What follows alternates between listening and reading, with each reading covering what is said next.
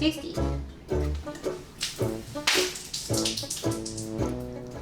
Guess what we're doing today? We're not gonna be cooking, but instead we're gonna be doing a gin tasting. We're gonna get ginny with it. Cut.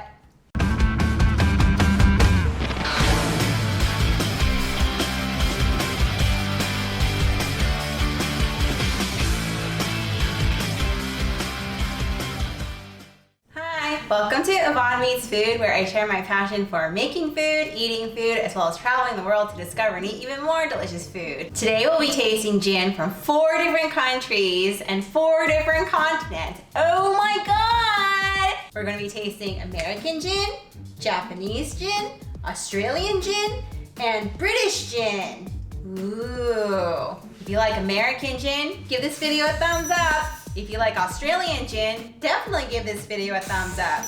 If you like British gin, give this video a thumbs up. And if you like Japanese gin, and I know you like Japanese gin, give this video a super thumbs up. I'm gonna be honest, I was not always a huge fan of gin unless it was mixed into cocktails, mainly because I had mostly had American gins, didn't really find them that interesting in flavor, but then it all changed a few years ago when I visited a gin distillery in Australia, and I was totally blown away by all the crazy botanicals that make up their gins there.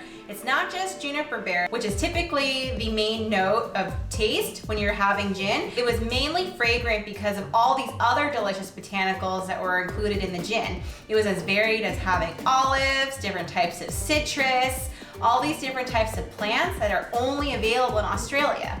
But that's the cool thing about gin in different countries, is that they actually make use of the different types of botanicals that are local to that country. So when you're having the gin of a country like Australia or like England, you're getting the local botanicals in every single sip.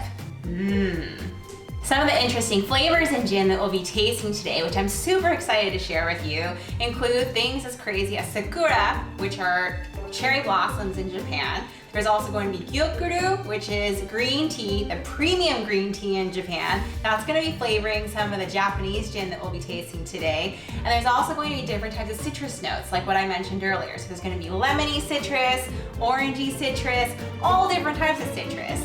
But each country is going to have its own delicious flavors, and we'll be able to decide at the end which are the best. Gin is way more varied than just juniper berry. If you're not that attracted to juniper berry, there's all kinds of other flavors. There can be nutty flavors like almond that may be characteristic of the British gin that we'll be having. There's also going to be gin that is flavored with olive, which is the bottle that I'm holding here from 4 Pillars Distillery from Australia.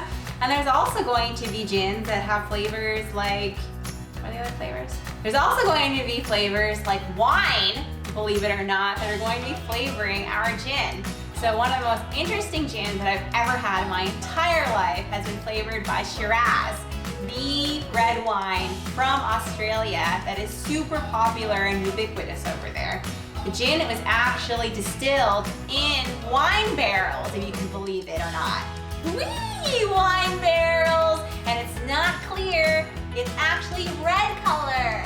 We're not just having these gins on their own, we're actually going to be having them with tonic water. So a question you might have is, where did gin and tonic come from?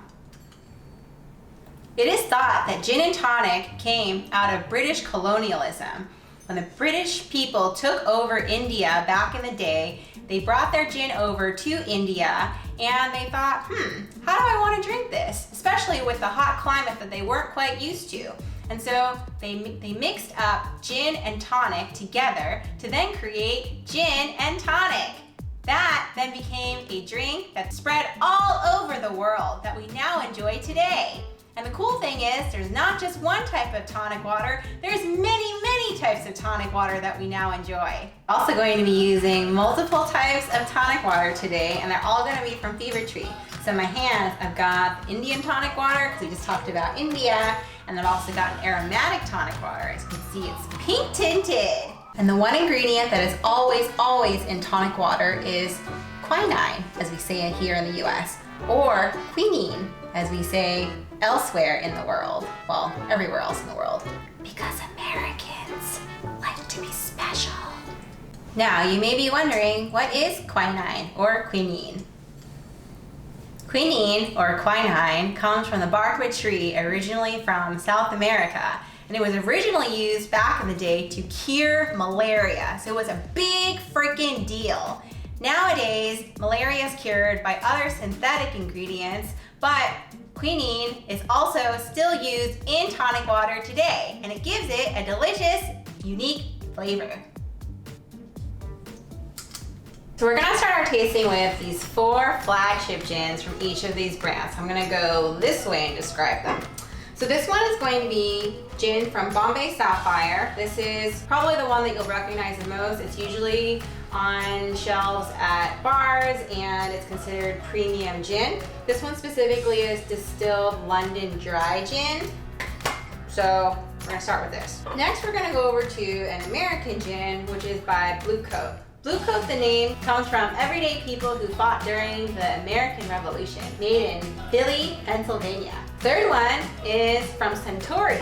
It's Roku gin, distilled in Japan. Now you may be familiar with Suntory because they produce lots of delicious whiskeys, but lo and behold, they also make gin. And then lastly, perhaps my personal favorite, I may have a bias, it's from Four Pillars, which is a very famous distillery in Australia, specifically in the Yarra Valley outside of Melbourne in Victoria. This is the distillery of all of these that I've actually visited in person. We went last year, did a gin tasting, and was totally blown away by all the delicious botanicals and the flavors. So this one has a special place in my heart. Because I mentioned how much I love Four Pillars so much, we're actually going to be trying 3 additional gins from Four Pillars. So I'm super excited to share this.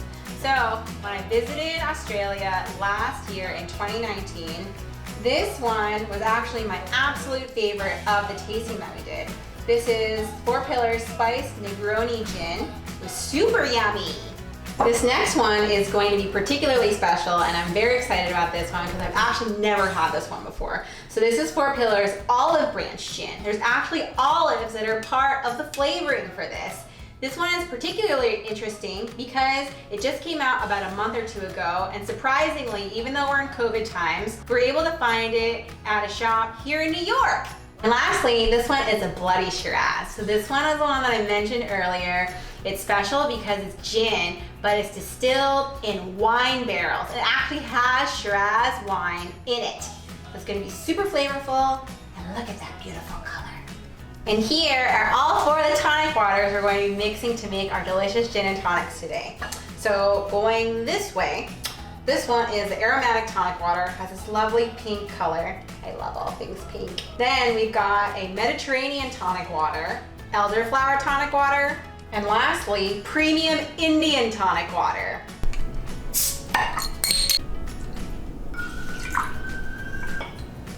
So I am taking a little bit of this Bombay Sapphire gin and pour it into each of these little shot glasses. So only a little sip, because if I did any more than that, I'd get drunky, and we never get through this tasting. So to each of these shot glasses, I'm gonna put a little bit of each of these 4 tonic waters and see what they're gonna taste like.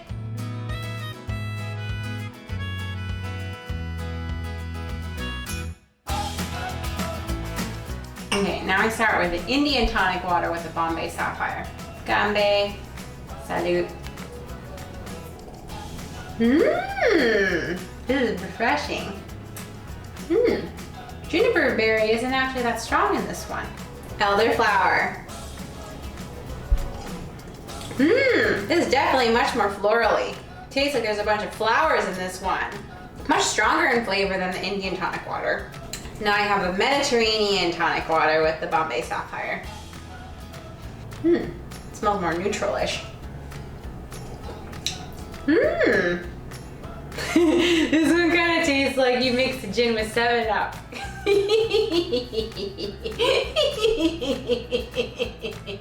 And then lastly, aromatic water. Also very florally. Actually, this one actually kind of smells like berries. It's like the marriage of berries and juniper berry. So this Bombay Sapphire gin, like I said earlier, it's pretty standard at bars that you'll go to and pretty much any premium bar that you visit. It tends to be very heavy on the juniper flavor, but as you can tell, it tastes very different depending on what tonic water you pair it with. It's very strong on the juniper flavor, but I'd probably say that for my favorite pairings, I liked elderflower and aromatic with it the most. That's when it feels much more florally and much more berry-like, and it kind of mutes that juniper flavor. Okay, peeps, moving on to our second gin. This is the American gin from Philadelphia, Pennsylvania. And so we're doing the exact same thing that we did with the British gin, which is we're having a sip of it with each of the 4 tonic waters. So we're gonna start with the Indian tonic water with the bluecoat. Bottoms up. Smell the juniper. Ooh, this one's very juniper heavy. Refreshing though. We're moving on to elderflower. I love it with this elderflower. Very high on the floral side. Mediterranean tonic water. Also very strong on juniper. Tastes like standard gin. And lastly, aromatic. Woo! I don't know what that tastes like, but it felt like a gin bomb in my mouth. I don't know what happened here. I enjoyed it with all 4 of the tonic waters, but I probably have to say that the elderflower combination with the bluecoat was my fave. I don't know. This aromatic tonic water is actually pretty strong, so I'm pretty sure I probably didn't pour as much into it as I probably should have. Okay, peeps, we're on gin number 3. And so this one's going to be the Suntory Roku gin. For those of you who know Japanese, you may know that roku actually means 6 in the Japanese language. And so 6 stands for the number of botanicals that are very prevalent in this gin. So if you look at the label, it actually says there's sakura flower, so that's cherry blossom, yuzu peel, that incredibly unique, delicious Japanese citrus that I'm absolutely obsessed with, sencha tea, green tea, sancho pepper, spicy pepper, sakura leaf, cherry blossom leaf, and then gyokuro tea, which is very high grade Japanese green tea. Ooh. This is our first time having this gin, so I'm going to take a quick whiff. All kinds of delicious fragrances out of this. Juniper you can definitely smell. There's other things in here. We start with the Roku gin with Indian tonic water. Ooh, this one's really smooth. Barely even tastes like ginny gin. This is really smooth and nice. Now we go on to elderflower tonic water. Ooh. I don't know if it's just me or because I've read the different types of botanicals in here, but I feel like the elderflower brings out the yuzu flavor in this combination. This is super yummy. Now I go on to Mediterranean tonic water. But this one kind of tastes a little bit citrusy, but a little bit almost like earthy. And lastly, aromatic. I don't know why this one tastes citrusy. Maybe the yuzu in another form? I'm intrigued. So different depending on the different types of tonic water you put it in, so I'm gonna actually have it straight up. Just a wee bit. Ooh. This one's really good. I love it. I feel like when you drink this Roku gin on its own, the tea flavors really are prominent. It's like the tea flavors plus the juniper berry. Really nice combination. They're very complementary. Okay, this one was really hard. With the Indian tonic water, it was super smooth. It might be a little bit scary to say. It was almost like drinking water. Like that was how smooth it was, which makes it a little bit dangerous. But then with the elderflower and the Mediterranean and the aromatic, different types of flavors were prominent, ranging from the yuzu, like I mentioned, the citrus that wasn't quite yuzu-y, and then also like the tea flavors. So they're all delicious. I feel like they're all tied. Now we're on our 4th flagship gin from 4 Pillars. which I'm super excited about. And as you can tell, unlike the others, this one we've been drinking a lot of. I mean, it's been during the pandemic season, and so what else is gonna get us through this awful time? Bleh. So obviously, as you can tell, I've had a lot of this gin, but I actually have not compared the flavor of the gin with all 4 of these different tonic waters. So we're gonna be doing that right now. Okay, 4 pillars. How are you gonna do with all 4 of your tonic friends? Starting with Indian tonic water. My goodness, it's like an explosion of all kinds of flavors in the mouth. I can't even start. Florally, citrusy, woody. So many things happening here. Delicioso. One of the many interesting things about 4 pillars is that they actually use orange as a base for their gin, whereas most gins actually use lemon as a base. That is another one of the many differentiators of 4 Pillars Distillery. Mwah. Moving on to elderflower. Very citrusy. This is very orange forward. Orangey, orangey. Mediterranean. This one tastes more woody and earthy. And lastly, aromatique. Smells rosy. Florally, rosy. And juniper at the end. This is another hard one. I don't know which one my favorite is. I may be partial to the elderflower with this, but I also love how complex it is with the Indian tonic water. Just so many flavors going on in here. I can't even keep track. My mind is just like, what is that flavor? And that flavor, and that flavor. I have no idea. But that's the excitement. That's how complex gin can be.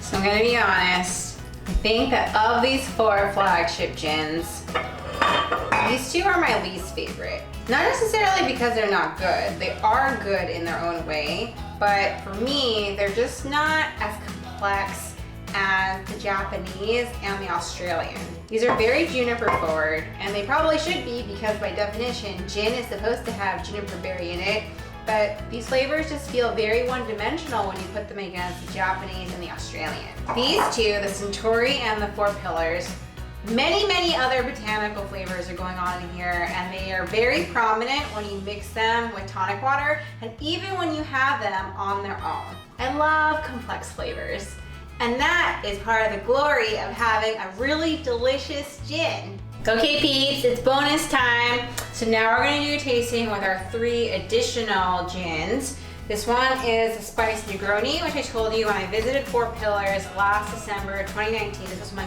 favorite one. So we actually brought this back from Australia. This one is Olive Branch Gin, which was just released about 1 or 2 months ago. It's our first time having this one, so it's gonna be super special. And this one is gonna be the Bloody Shiraz, distilled in wine barrels. It's not gonna be super lush because I am actually a little bit tipsy now because I've had quite a bit to drink with those 4 other ones, with those other 4 types of tonic waters. So we're going to combine these 3 with my 2 favorite tonic waters.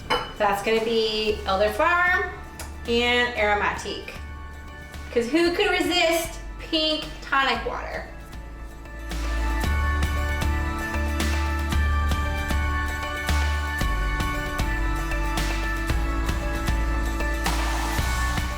Pink on pink.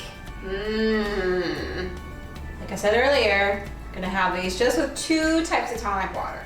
So my 2 faves, elderflower and aromatic.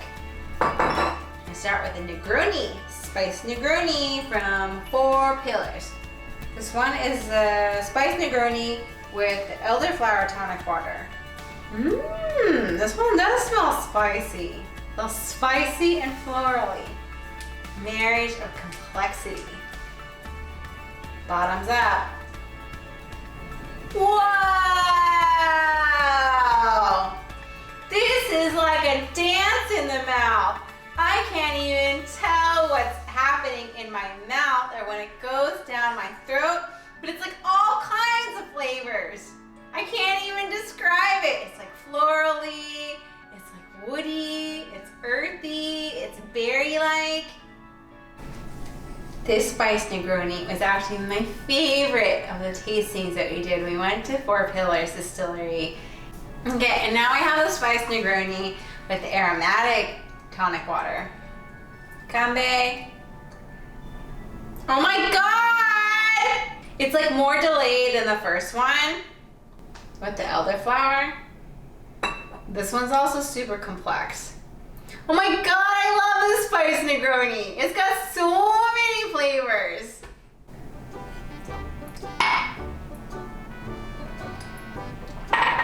Maybe wondering what is in this. This is water, peeps. No, I'm not drinking more gin to cleanse my palate. I'm drinking water. I'm not that much of a drunk. I may be Asian, but I can't handle my alcohol. I don't get Asian glow. Had quite a bit of gin. Do you see any glow happening here? Oh my goodness, we're finally having the Four Pillars that I've never had before. That is the olive branch gin. This is going to be a new experience we're having together. So, again, with elderflower tonic first. Smells very savory. Quite different than all the other gins we've had so far. This one's interesting. It smells very different than it actually tastes. Has like a very refreshing, zingy type flavor. It tastes like it wants to be a soda, but then you have it, and then you're like, ah, oh, this is so refreshing. This is so good. Doesn't taste the way it smells. Okay, and now we taste with the aromatic tonic water. Olive branch plus aromatic tonic water. Okay, so these two paired together originally tasted like savory. It almost smelled like an oil spill. But then when you actually combine them together and you drink it, tastes like a bouquet of flowers. And then at the end it tastes savory. Okay peeps, we're finishing off with the bloody Shiraz from Four Pillars. I'm going to taste them with elderflower tonic water and aromatic tonic water. So we're going to start with the elderflower tonic water. Smell is super sweet, and then you drink it and it just tastes super fruity. Not like your average gin, but like special gin. Okay, this is the last tasting. This is the bloody Shiraz with the aromatic tonic water. It's like super refreshing. This is the kind of drink you would want to have in the summertime. It's like hot outside, you want something nice and light and crisp. Just a hint of sweet at the end. Okay peeps, so you're probably wondering, why are we tasting all of the gins, just tonics? We're gonna actually have them straight up with these last three. So we're gonna start from my left to right. So we're gonna start with a spiced Negroni, then the olive branch, and lastly, bloody Shiraz. So spiced Negroni, Bombay. Smells a little bit spicy. Ooh, this is potent. Juniper berry forward, with all kinds of deliciousness at the end. You can taste the citrus. You can also taste a little bit of woody, a little bit of other herbs at the end. Okay, now we move on to the olive branch. This one, like I said earlier, smelled quite savory. The most savory of all the gins that we've had tonight. Smells just like a martini. Woo! Definitely tastes like olive. Not like olive, like you would have it straight up, like not salty, but it tastes like very, very savory. Not sweet even in the least bit. Bloody Shiraz. Ooh. Raspberry flavor you definitely get when you swallow it. That's like the most un-ginny gin. That would definitely appeal to someone who thinks that they don't like gin, but they actually like the bloody Shiraz gin. So if you're a little bit gin shy, if you absolutely think that you hate the taste of juniper berry, I would suggest that you start with the Bloody Shiraz from Four Pillars. This one is definitely like the type of gin that you would like if you think that you hate gin, but you want an introduction to gin. This is the gin that I think you would like if you like juniper berry, but you want something a little bit more complex than the American or British gin. This one has lots of other botanicals. Australia is quite remote from the rest of the world, and they have lots of botanicals you cannot find in other parts of the world. So if you're able to find this or source this, I would strongly recommend that you try the Four Pillars Spice Negroni Gin. This is one of my absolute faves. Love this, love the complexity, love the flavor. If you are shy with the juniper berry, this one has all kinds of other flavors to go with. If you like more savory flavors, if you hate sweet, you're like, ugh, why would I drink alcohol that is sweet? I would start with the Olive Branch Gin. This one tastes like a martini, much more on the drier side. This one is quite delicious, especially depending on what type of tonic water you use with it. Okay peeps, that wraps up our delicious gin tasting for today. We've now spanned 4 countries and 4 continents. But as you can probably tell, I have a strong partiality towards the Japanese gin as well as the Australian gin. Oceania really knows what they're doing with their delicious botanicals that cannot be found anywhere else in the world. The American and the British gins are fine if you really like the juniper berry flavor, but if you want more complexity, I would definitely consider trying the Suntory or the Japanese types of gin and the Australian types of gin. Thanks so much for watching. I hope this episode helped educate you a little bit on gin and the many varieties of gin that exist in the world. If it did, please give this video a thumbs up. I'd love to hear what your favorite gin is. Please subscribe for more food, more travel, and more cooking as I explore the world to discover new and delicious flavors.